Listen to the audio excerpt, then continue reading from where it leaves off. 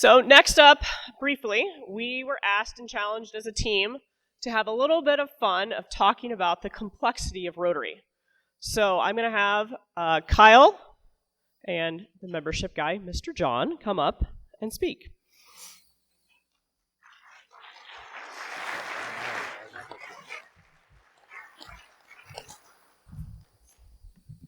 Hi, John. Hi, Kyle. Are you using that? Do you want to use it? No. Okay. Like Gretchen said, a lot of people don't understand all that goes into Rotary. So a couple of the district governor-elects said, hey, maybe we should talk about what Rotary is. And who better than the member engagement and membership guy at Rotary International to help with this. So how should we do this, John? I think it'd be nice if we started maybe taking a couple questions from the audience. We put Patrick out there. Yeah, Patrick. Guys, you make me work so hard in the morning. Hi, everybody. Hi, Patrick. I've been sitting here all morning asking questions and talking to people, and I've been with Paul and Jerry, and they're from the area, and they were wanting you to know, they want to know what is the structure of Rotary, and can you tell them a little bit more about how it works? Well, so how the structure works, and think of it as a triangle, whichever way you want to, but we have approximately, 35,000 Rotary clubs around the world? Just about, yeah. Just about. Who's calling the membership guy into question here? I think John knows. Yeah, 47 and 35 are close. But, so there's 35,000, 47,000, somewhere in between Rotary clubs around the world.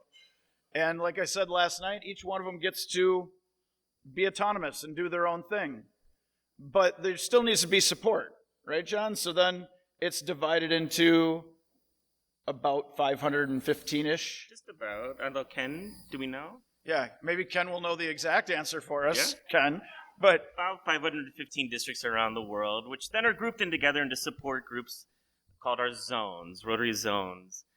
From our zone pairings, we see our directors on the board of directors be selected and represent around the world. talk into your microphone. Oh my gosh, I'm so sorry. What I just said was phenomenal. I'm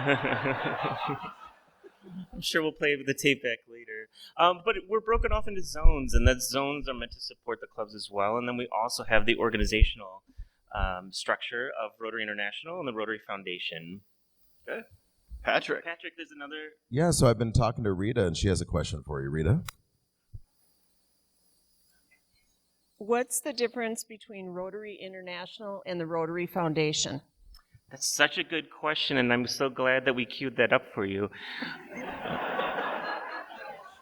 You might already know in this room that there are two different organizations, but if this is new news to you, Rotary International is the original organization founded in 1905 by Paul Harris and some friends. And that's the sort of business side of Rotary. And then the Rotary Foundation is our charitable side. So if some of you are familiar with tax code, you'll know the words 501c4, 501c3. And some of you might have already mimicked this with your own club experience too, having a Rotary Club and a Rotary Club Foundation. The main thing to know about that is that it's led by fantastic people from all around the world so that we can do the most good around the world ourselves. Ditto. Dang. Yeah. All right. That was a great answer. Oh, there's a question in the back? Yeah, so David loved your answer, and he has a question about you, John. I just really want to know who this John guy is and what's his Rotary story.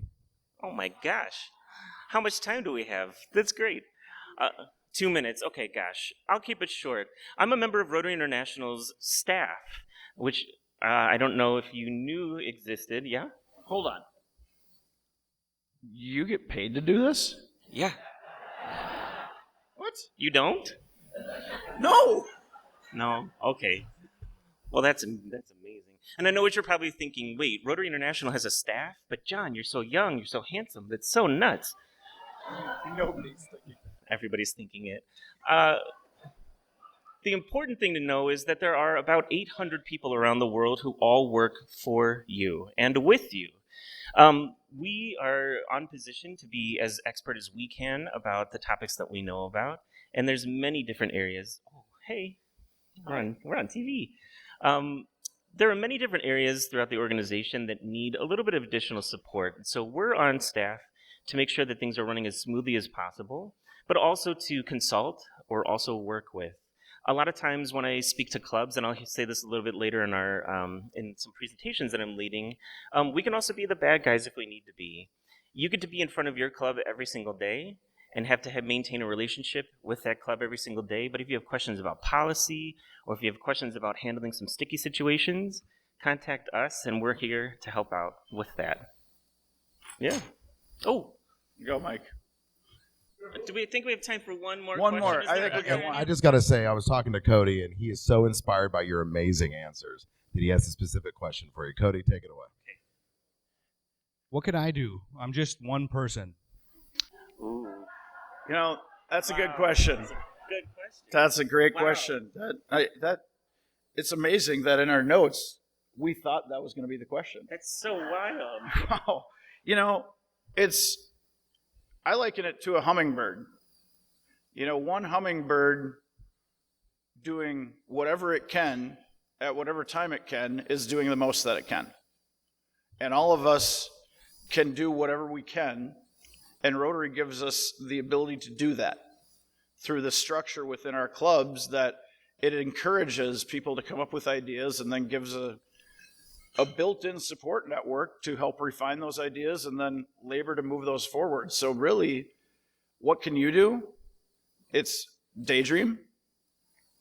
Think about the impact you want to have and talk to your club about it, and great things can happen. In fact, you and I were talking yesterday about a couple examples. I think that some of the important examples that you might know about are projects like the, eradication of polio all around the world. That was an idea from somebody in one region who then grew and grew and grew and gained the support of our wonderful network of Rotarians around the world. You'll hear about some other items like programs of scale later on throughout this weekend. Pay attention to those things because they sound like these big, massive projects, but they all started with a single idea. I think the most shining example is Rotary International itself. It was founded by Paul Harris because he saw an opportunity, and here we are, 1.2 million Rotarians, 125,000 Rotaractors later. So anything that you're starting to feel this weekend or any inklings that you have this weekend can grow into some of the biggest projects and opportunities for our organization. So stay motivated, stay enthusiastic about it, and stay curious about what you can do to offer not only to your club, but to the wider community of Rotary itself. I think we're getting the red light, so thank you very much for your questions. They were all fantastic questions, very good ones. It's amazing that they're just starting their president-elect journey and they had those detailed of questions. Yes. Really, you're starting from a good place there. You're setting a bar high for the person who's following after you. So thank you for, first of all, saying yes to being here this weekend, but also for taking on the leadership role that you're taking on, whether it's the first time or the third time. So congratulations. We'll see you all weekend.